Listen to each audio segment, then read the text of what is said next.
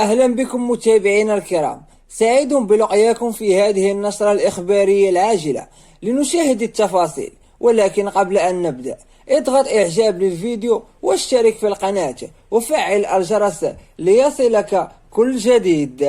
يشهد المشهد الاجتماعي في المغرب جدلا واسعا حول مستقبل تطبيق مشاركة الفيديوهات القصيرة تيك توك على الأراضي المغربية.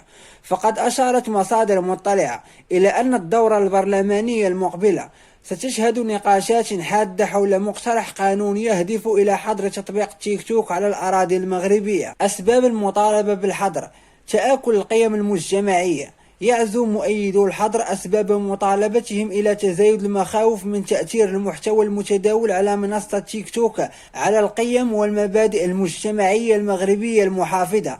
انتشار محتوى غير لائق. يشير المنتقدون إلى انتشار محتوى يعتبره البعض غير لائق وغير أخلاقي، خاصة ما يتعلق بالمرأة والشباب، مما يهدد الهوية الثقافية للمجتمع المغربي. الأمن القومي. هناك مخاوف أمنية تتعلق بجمع البيانات الشخصية لمستخدمين المغاربة، خاصة وأن تطبيق مملوك لشركة صينية، مما يثير تساؤلات حول مدى حماية هذه البيانات للمستخدمين المغاربة.